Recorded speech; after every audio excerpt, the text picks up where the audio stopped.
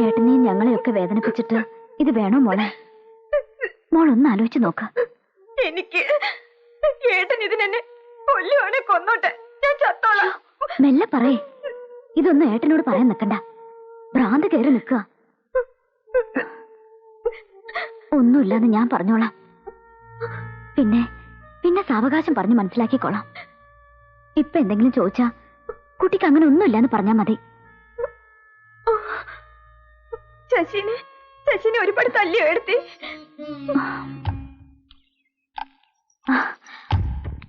എന്താ എന്താ അവള് പറഞ്ഞേ? ഒന്നുമില്ല, അവര് വെറുതെ മിണ്ടിന്നും പറഞ്ഞേ ഉള്ളൂ.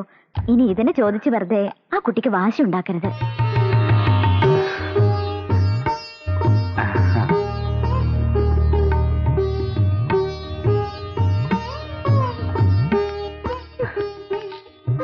എന്റെ കുട്ടിയെ നേരത്തെ ഏട്ടനോട് പറഞ്ഞാ പോരായിരുന്നോ? നുണയും കൊതിയും പറഞ്ഞു നടക്കുന്ന നായിന്റെ മോനൊന്നും പെങ്കൊച്ചൊന്ന് കുടി വളരുന്നതിന്റെ ബേജാററിയില്ല. പടക്കത്തിന് തീ കൊടുത്തിട്ട് മടി വെച്ച് നടക്കുന്ന പോലെയല്ലേ എപ്പോഴാ പൊട്ടണമെന്നറിയില്ല. എനിക്കറിയാം എന്റെ കുട്ടി അങ്ങനെ ഏട്ടന് ദണ്ണം കൊള്ളിച്ചിട്ടൊന്നും ചെയ്യില്ല എന്ന്. മോളെ,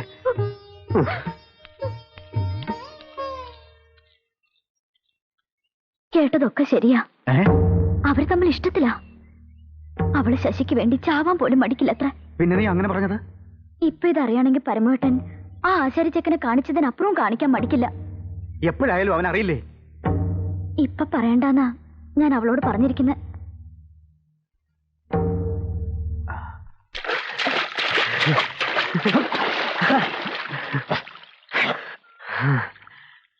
എടാ, നീ അറിഞ്ഞോ? ഒക്കെ വെറുതെയാ. എന്റെ കുട്ടിക്ക് അങ്ങനെയൊന്നുമില്ല. അവൻ മണത്ത് വെറുതെ പിന്നാലെ നടക്കുന്നേ ഉള്ളൂ എന്നവൾ പറഞ്ഞു. പറഞ്ഞു, ജഗദമ്മയോട് പറഞ്ഞു. അപ്പോഴത്തെ മൂച്ചിന് ഞാൻ ചോദിച്ച ഇടങ്ങേറാമെന്ന് പറഞ്ഞ് അമ്മാമ്മ എന്നെ കൊണ്ട് ചോദിപ്പിച്ചില്ല. അവന്റെ മനസ്സിൽ അങ്ങനെ പൂതി കാണും. പക്ഷെ എന്റെ കുട്ടി എനിക്ക് കിട്ടില്ല. ആ ചെക്കനെ കാലത്ത് ഞാൻ ആശുപത്രിയിൽ പോയി കണ്ടു.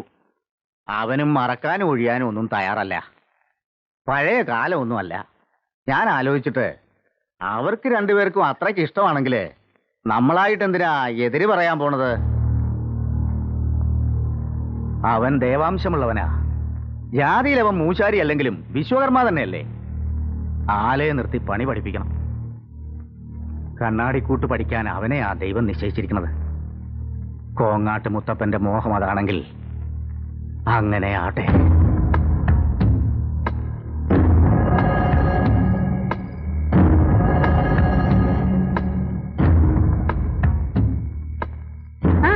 ഇരിക്കുകയാണോ കുമാരേട്ട? ഉറങ്ങണില്ലേ? ഇല്ല, എനിക്ക് ഉറക്കം വരുന്നു. നീ ഉറങ്ങിക്കോ. നമ്മൾ ആശിച്ച പോലെ കല്യാണം നടക്കാത്തതുകൊണ്ട് നമുക്ക് ആ കൂട്ട് കിട്ടാൻ യോഗമില്ല എന്ന് കരുതി സമാധാനിക്കാം.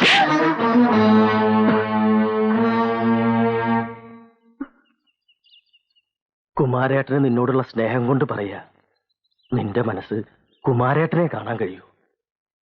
നിന്നെപ്പോലെ എന്റെ കെട്ടിയോളും ഒരിക്കൽ ഒരുപാട് കണ്ണീര് കുടിച്ചതാ. അതുകൊണ്ട് പറയാ മോളെ, ആശുപത്രിയിൽ നിന്ന് വന്ന് നിന്നെ കാണാൻ നിന്നാ അവര് ശശിനെ കൊല്ലും. ഞാൻ കേട്ടതാ. നിനക്ക് വേറെ ചെക്കനെ അവര് കണ്ടുവെച്ച് കഴിഞ്ഞു. വേണമെങ്കിൽ നാളെയോ മറ്റന്നാളോ നിന്റെ മംഗലം അവര് നടത്തും. മണ്ടത്തരം പറയാതിരിക്കു കുട്ടി. നീ ചത്താ പിന്നെ ശശിക്ക് ആരാ ഉള്ളത്? അവൻ പിന്നെ ജീവിച്ചിരിക്കോ? അവരവനെ പട്ടിയെ പോലെ പെരുവഴിയിട്ട് കൊല്ലണത് നിനക്ക് കാണണോ മോളെ? ഞാൻ എന്താ വേണ്ടത്? ഈ കുമാരേട്ടൻ നിങ്ങളുടെ കൂടെ നിൽക്കും. എന്തിനും നീ അവന്റെ കൂടെ ഒളിച്ചോടാൻ തയ്യാറാണോ? എങ്കിൽ ഞാൻ അവനെ ആശുപത്രി പോയി വിളിച്ചോണ്ട് വരാം. നീ തയ്യാറാണോ? പരമേട്ടനോട് പറയാണ്ട് എന്നെ കാണാണ്ട് വന്ന പരമേട്ടൻ വിഷമിക്കും. നീ ശശിയെ കൂടെ ഒളിച്ചോടി പോവാന്ന് പറഞ്ഞ് ഒരു എഴുത്തെഴുതി വെച്ചോ. ആദ്യത്തിന് ദേഷ്യപ്പെടുന്നേ ഉള്ളൂ. പിന്നെ അവനെ ഞാൻ പറഞ്ഞ് സമാധാനിപ്പിച്ചോളാം. നിനക്ക് ശശിയുടെ കൂടെ പൊറുക്കണമെങ്കിൽ ഇതേ ഒരു മാർഗമുള്ളൂ. നീ എന്താ ഇത്ര ആലോചിക്കണത്? ശശിയോട് നിനക്ക് അത്ര ഇഷ്ടമൊന്നുമില്ല അല്ലേ? പാവം, നിനക്ക് വേണ്ടിയവൻ എത്ര അടിയിടിയും കൊണ്ടുപോകും. കരയണ്ട. കൂടെ പോവാൻ മനസ്സുണ്ട് വെച്ചാ രാത്രി ഞാൻ വന്ന് വിളിക്കാം. ഞാൻ അവന്റെ അടുത്ത് കൊണ്ടാക്കാം. വരണം. ഞാൻ വരാം. എഴുത്തെഴുതി വെക്കാൻ മറക്കണ്ട. രാത്രി വന്ന് ഞാൻ വിളിക്കാം. വയ്ക്കോ.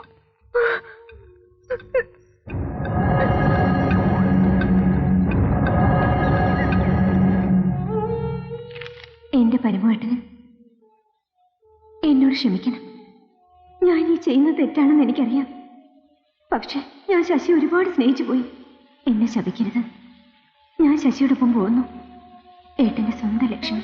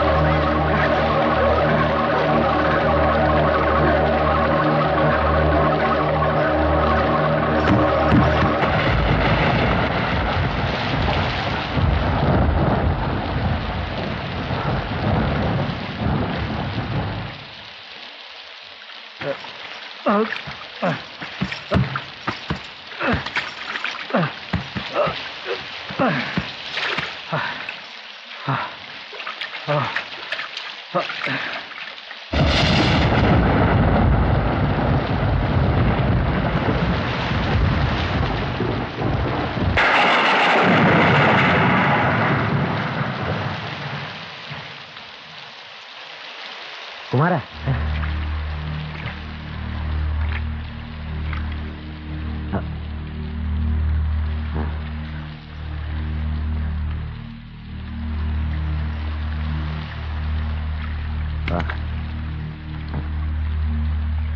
വാടാ.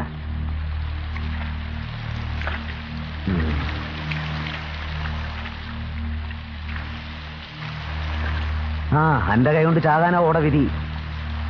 ഓ, എന്നാലും മഹാപാപമായി പോടാ. അല്ല, ഓളെ കൊന്നുകൊണ്ട് അനക്കെന്താ പ്രയോജനം? നീ അറിഞ്ഞില്ലേ അമ്മാമ അവളെ ശശിക്ക് കെട്ടിച്ചു കൊടുക്കാൻ പോകുന്നു. ഓ,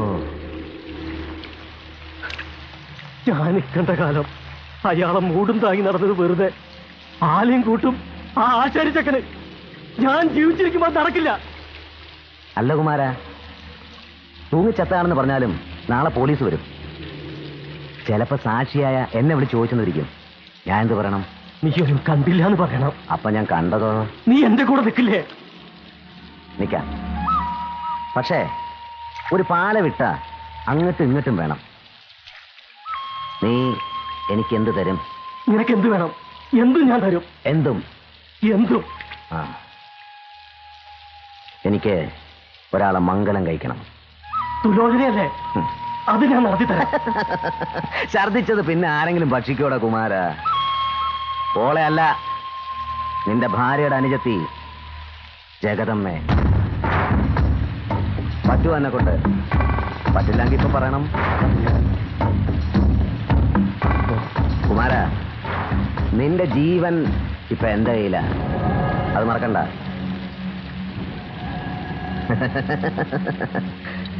നീ എന്തിനാ ബേജാറാകുന്നത്? എടാ, ഞാൻ ജഗതെ കെട്ടിയ നമ്മളെല്ലാവരും കുടുംബക്കാരാവും. അപ്പൊ പിന്നെ എങ്ങനെയാടാ നിന്നെ എനിക്ക് കൊലമരത്തി കയറ്റാൻ മനസ്സ് വരിക? എല്ലാവർക്കും കൂടെ വിഷം വാങ്ങി തിന്നങ്ങൾ ചാവാം. മനുഷ്യന്മാരുടെ മുഖത്തെങ്ങനെ നോക്കും? കെട്ടിയവളെ ഇട്ടിട്ട് കണ്ടവളുടെ കൂടെ പോയ തന്തയുടെ സന്തതിയല്ലേ? ആ ഗുണം കാണിക്കാതിരിക്കുമോ? ചതിച്ചു. നമ്മുടെ ലക്ഷ്മി ലക്ഷ്മി തൂങ്ങി മരിച്ചു.